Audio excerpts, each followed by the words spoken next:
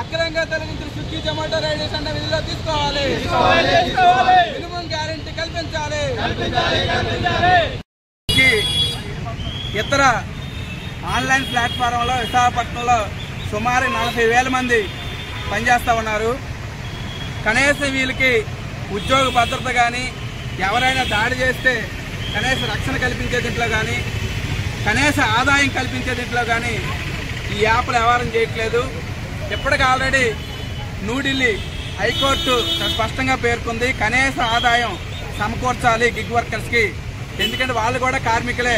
మిగతా వాళ్ళకి ఎలాగైతే కనీస వేతనాలు కల్పిస్తారో ఆ రకంగా కనీస ఆదాయం కల్పించాలని చెప్పేసి ఈరోజు ఢిల్లీ హైకోర్టు తీర్పు ఇచ్చింది. ఇప్పటికే పక్కనే ఉండే కర్ణాటక అలాగే రాజస్థాన్ రాష్ట్రాల్లో గిగ్ వర్కర్స్ అందరికీ సంక్షేమ పథకాలు అమలు చేయాలని చెప్పేసి వెల్ఫేర్ బోర్డులు ఏర్పాటు చేశాయి. అలాగే పక్కన ఉండే కర్ణాటక ఈరోజు కనీస వేతనాలు కానీ, పిఎఫ్ కానీ, ఈఎస్ఐ కానీ అలాగే ఎంత రేటు ఉండాలని చెప్పేసి తెలియజేస్తూ చట్టాలు చేశాయి. మరి మంచి ప్రభుత్వం అని చెప్పుకుంటున్న మన రాష్ట్ర ప్రభుత్వం ఎందుకు జోక్యం చేసుకోదు, ఎందుకు చట్టం చేయదని చెప్పేసి అడగదలుచుకున్నాం. అలాగే ఇక్కడుండే విశాఖపట్నంలో ఉండే స్విగ్గీ యాజమాన్యం కనీసం మెమోరాండం తీసుకోవడానికి కూడా వ్యవహారం చేయట్లేదు. మేము అప్పుడు ఆ రోజే కలెక్టర్ గారికి లెటర్ ఇచ్చాం. ఈరోజు కనీసం మెమోరాండం ఇస్తే తీసుకోకపోతే మేము ఆ గోడకి ఆఫీస్ గోడకి అంటించి వచ్చే పరిస్థితి. ఇంతకుముందు అదాని కోర్టులో కూడా ఆ రకంగా వ్యవహారం చేసేవారు. ఇప్పుడు నోరు మూసుకొని మెమోరాండం తీసుకొని చర్చిస్తా ఉన్నారు.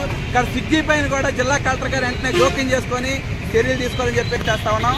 ఈరోజు గిగ్ వర్కర్స్ అందరూ అడుగుతుంది ఏంటి, కిలోమీటర్కి ఎంత రేట్ ఇస్తారో షో చేయమని అడుగుతున్నారు. అంటే ఇది ఎవరైనా ఒక హోటల్కి వెళ్తే టీ 10 రూపాయలు, టిఫిన్ 20 రూపాయలు అని షో చేసి పెడతారు బోర్డు. అటువంటి బోర్డు పెట్టకపోతే వాళ్ళ మీద క్రిమినల్ చర్యలు తీసుకోవాలని చెప్పేసి ఉంది. మరి అటువంటిది స్విగ్గీ జొమాటో వాళ్ళు షో చేయకపోతే ఎందుకు క్రిమినల్ చర్యలు తీసుకోరు? ఎప్పటికే సిపి గారికి కూడా కంప్లైంట్ ఇచ్చున్నాం. ఎందుకు మేము ఎవరైనా అలా క్రైమ్ చేస్తే మా మీద కేసు పెడతారా? స్విగ్గీ జొమాటో మీద కేసు పెట్టరా? మీరు వెంటనే తక్షణం ఈరోజే స్విగ్గీ జొమాటో ఇద్దరి మీద కూడా క్రిమినల్ కేసులు పెట్టాలని చెప్పేసి కోరుతా ఉన్నాం. ఇంకోటి అడుగుతుంది ఏంటి, వీళ్ళు కిలోమీటర్కి ఈరోజు పెట్రోల్ ధరలు ఒకప్పుడు 75 రూపాయలు ఉంటప్పుడేమి ఈరోజు ఆదాయం 1500, 2000 వచ్చేది. ఈరోజు అదే పెట్రోల్ ధరలు 108 రూపాయలు పెరిగిన తర్వాత ఈరోజు ఆదాయం 500, 600కి తగ్గిపోయే పరిస్థితుంది. అంటే రైడ్స్ పెరుగుతున్నాయి, పని గంటలు పెరుగుతూ ఉన్నాయి, కానీ ఆదాయం తగ్గిస్తూ ఉన్నారు. కానీ అందుకని మేము అడుగుతుంది ఏంటంటే కిలోమీటర్ కనీసం 10 రూపాయలు ఇమ్మని చెప్పేసి అడుగుతా ఉన్నాం. ఇంతకుముందు మీరు ఇచ్చిందే. అలాగే పీక్ టైంలో 12 రూపాయలు ఇవ్వాలని చెప్పి ఈ రెండు మీరు ఇచ్చినవి అడుగుతున్నాం, కొత్తగా కాదు. అలాగే గుంటూరులో మన విశాఖపట్నం నగరం కంటే చాలా చిన్న నగరం, అది పట్టణం. అక్కడేమి ఇన్సెంటివ్ రోజుకి 350 రూపాయలు ఇస్తారు. మరి ఎక్కడ ఎందుకు ఎవరు? మరి ఆ రకంగా ఎక్కడ కూడా ఇన్సెంటివ్ ఇవ్వాలని చెప్పేసి అడుగుతున్నాం. రోజుకి ఒకే రకమైన ఇన్సెంటివ్ కాకుండా ఎక్స్ట్రా రాజ్యం వ్యవహారం చేస్తున్నారు.